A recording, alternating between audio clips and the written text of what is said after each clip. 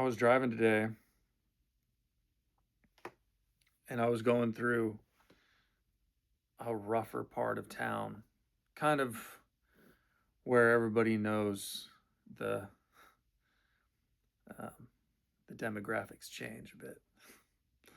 And you cross the river, and all of a sudden, just all of a sudden, bro, you're on the freeway too. Just all of a sudden, the exit ramps start to be like they're not long, and the signs are not like showing you, oh, like 2 miles out, 1.5 miles out, half mile out. It's like exit here, and like there's just a veer off, and it's like tiny, and there's like no space, and you have to like get over quickly.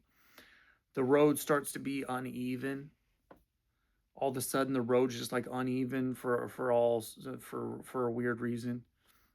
There's weird smells in the air that are now coming through your car. It smells like a factory and like a farm, like cow manure, all in the same. It's just terrible. All of a sudden, dudes are flying by on the shoulders, and then like people are driving faster now and more erratic, and you just feel this like anxiety kind of welling up in you. You start to feel a little like there's just all of a sudden you cross the river, and now there's some sort of like tension in you.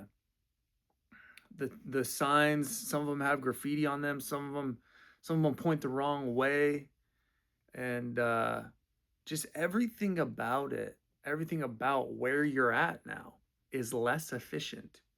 It's a more entropic. There is more entropy going on. There is more entropy, meaning that there's more chaos. There's more chaos. There's less energy in this environment. I would bet my life that there is less energy in this environment. Less energy, and also less flowing energy, less sort of space, less awareness, I would say. So that's a concoction that's just ripe for uh just chaos. Entropy, where things go into disorder,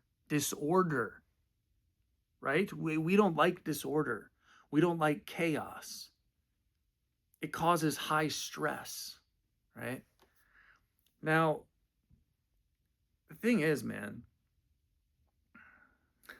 I'm not a racist, okay? But this area of the city tends to be predominantly black. And I don't think it's at all controversial to say,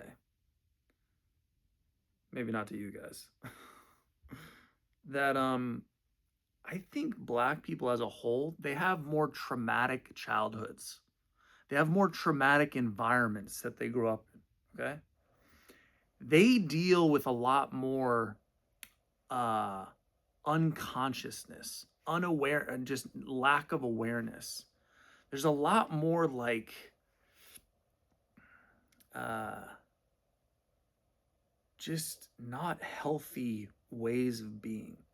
And they take these traits from their young kids, their young pups. They're just young kids. They come from broken homes. There's drugs, there's gangs, there's violence, there's all these crazy things. There's their moms, beating them and shouting at them and all this stuff.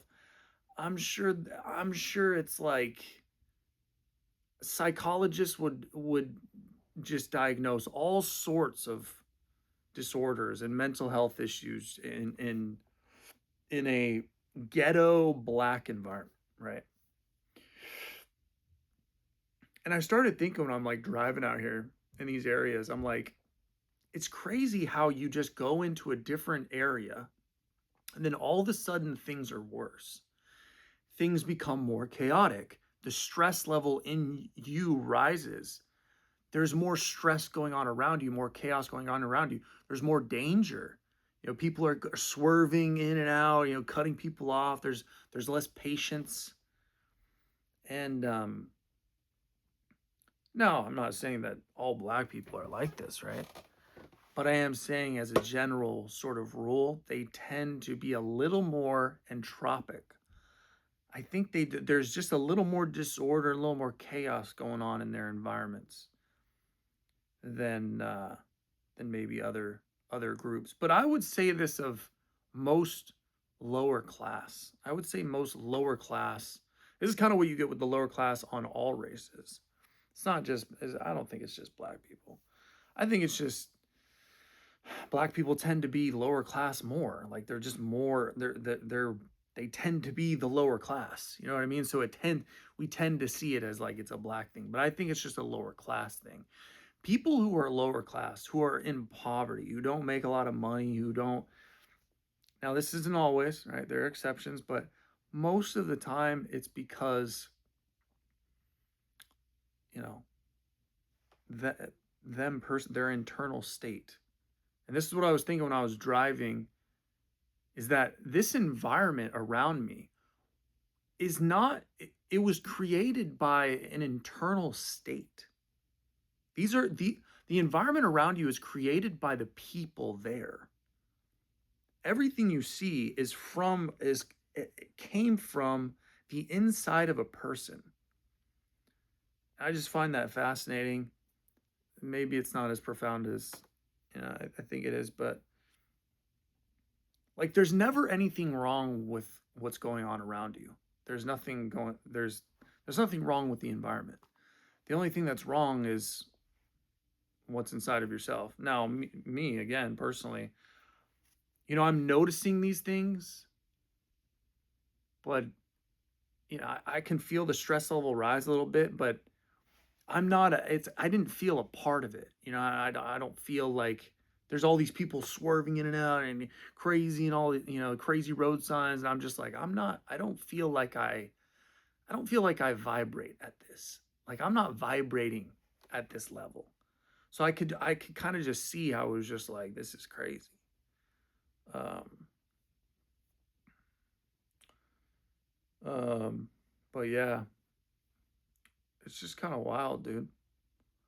It's just kind of wild how everybody wants to. My buddy texted the group chat today, and he was like,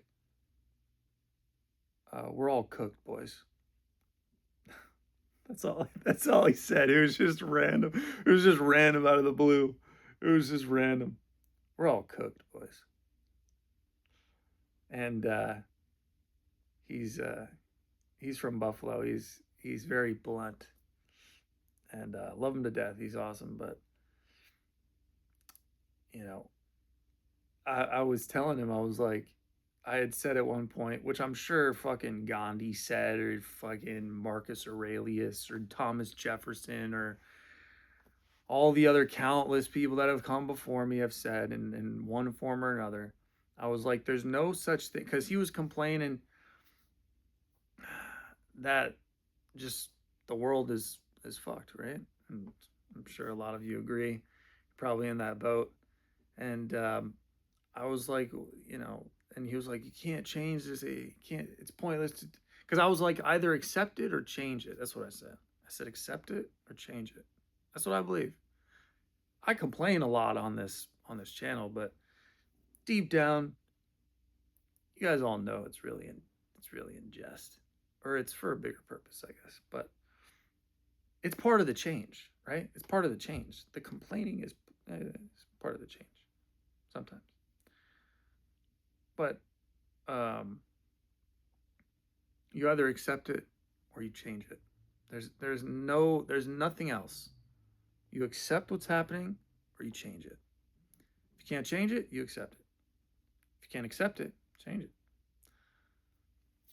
Now, I think a good way to change things actually is accepting them first. You have to accept them first before you can actually change it. But he said some things like, I can't accept and I can't change. He's like, I can't do either. I can't do either. And I was like, there's no such thing as changing the world. There's only changing oneself. Wow. Woo. Can we take a moment? Can we take a moment? Now, again, nothing profound there, but we all, it's just we all forget it from time to time, I think. But there's no such thing as changing the world. There's only changing yourself. Why are you trying to change the world? You see that it's all wrong. Okay. Are you any different from what you see? You have to be a person when you walk out there that everybody's like, when you try to change things, they're like, oh yeah. I mean, he's trying to change things because he's changed himself. He's different than all this. I don't know. I don't know what I'm saying. Should I talk about women? Should I switch it up? We don't want to get too intellectual here, boys, lest we become gay. And nobody wants that. That's the worst thing you can be, a homosexual. Um,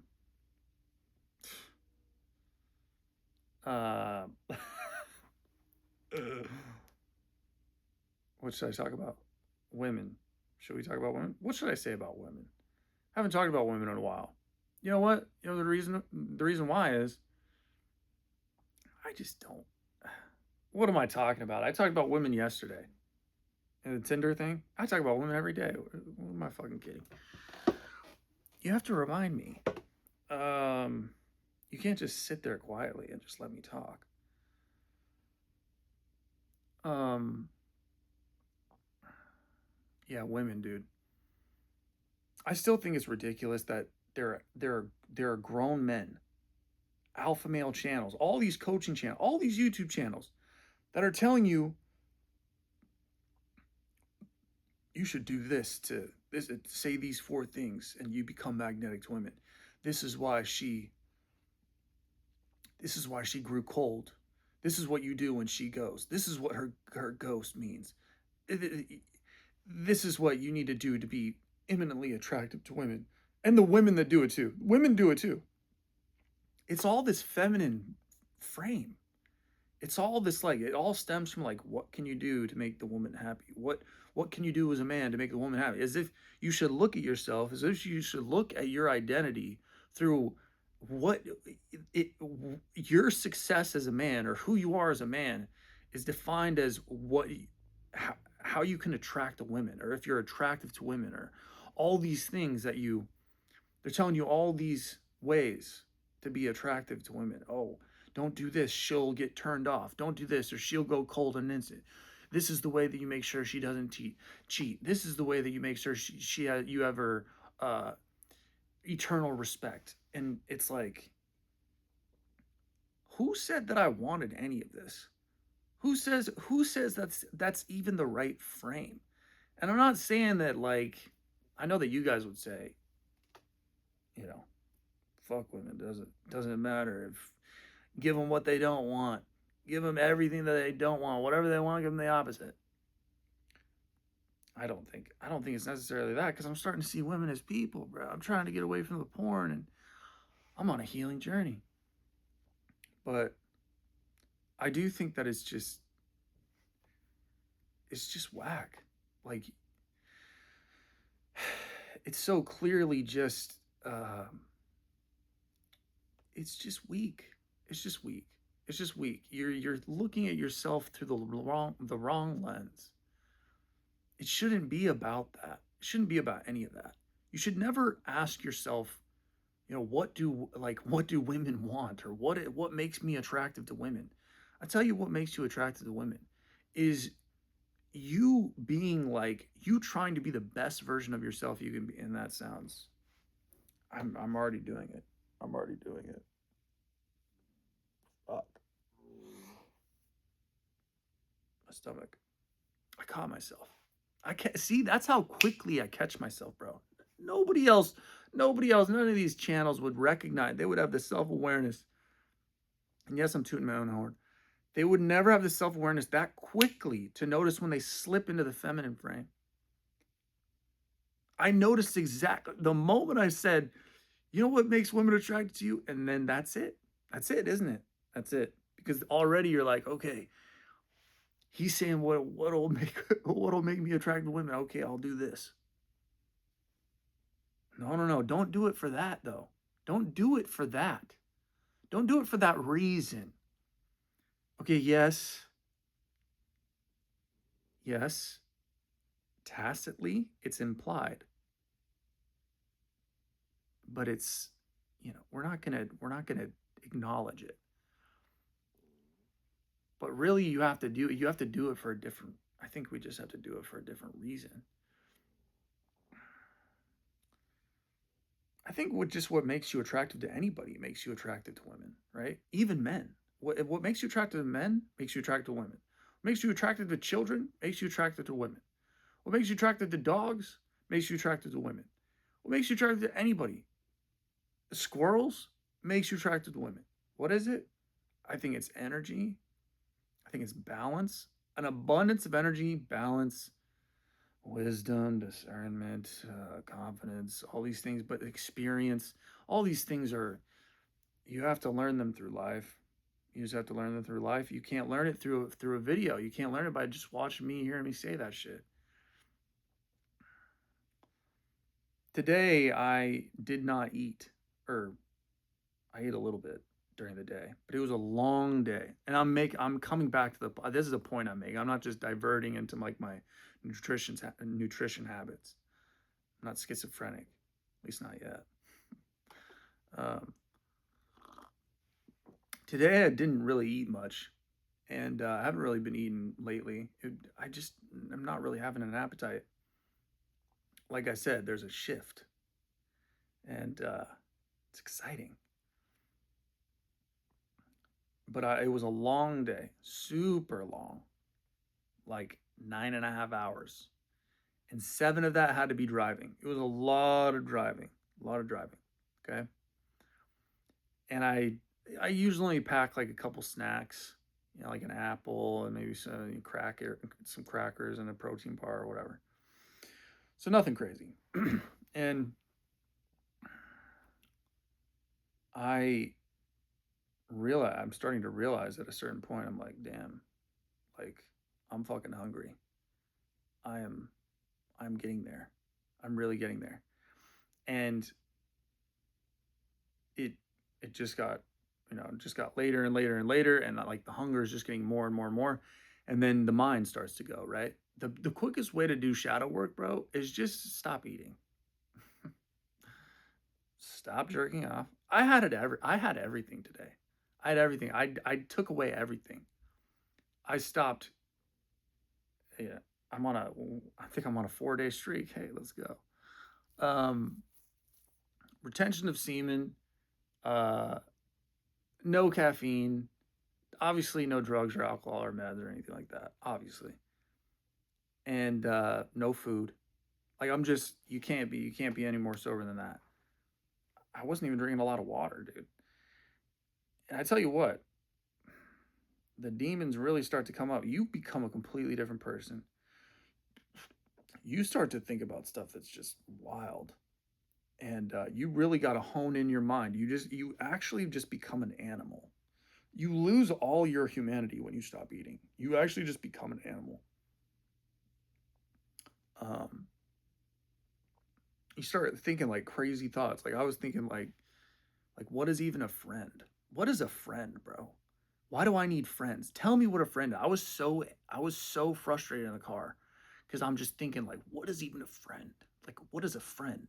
Tell me what a fucking friend is, bro. Why do I need a friend? Do friends even exist, right? Or is it just people that just leech energy or whatever? You start just thinking crazy. But thing was, that was it was the moment of my life. That was the time of my life. Tyler Durden. He says this is the greatest moment of your life, and you're off somewhere missing it. Don't miss the greatest moments of your life every single day. And they come when you're feeling absolute dog shit. You feel like dog shit, bro. You feel like just trash. You feel like, what the hell am I even doing on this planet? You feel stressed out. You feel like you're about to snap. It's the moment where you feel like you're about to snap or you're about to give up. You're just about to drive off the road and just say, fuck it. When you're just like, when any little thing that somebody says next, like you're just going to lose it, right? That moment right there, that is actually the greatest moment of your life. If you don't numb it, if you don't escape it, if you just sit there and just let the madness overtake you. Feel the primitiveness. Feel how you're being stripped bare to the bone. Just feel how you feel like there's nothing good in that moment. That there's never been anything good. That there's just this like pit. And it's just an ache. It feels like it's just getting dug into you. That is the marble being chipped off, being sanded. You're being chipped. Everything's being refined. That's a moment. It's the greatest moment of your life. And so many of us just miss it. We miss it. So many men just miss it. They run from it. They can't handle it. Can't handle the silence. They can't handle when the voices get too loud. When they start feeling absolutely insane. But the longer you sit there, the more familiar you get with that state, man, you just become more and more resilient, just better. You're sealing your threshold for entropic states, for the chaos of life, for all the emotions that come your way. It just gets better and better and better. And your emotions, I've said this before, but I'll end on this. Your emotions are no longer heavy. They don't linger. They're not sticky. They dissipate very quickly. Emotions come and you feel them, and they dissipate. And they don't linger in your body. You don't have a very emotional body. You do have emotions, but it's no longer a heavy emotional body. I never used to understand what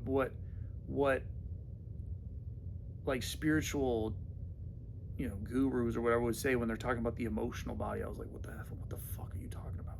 What is an emotional body? I wasn't even in tune to that level.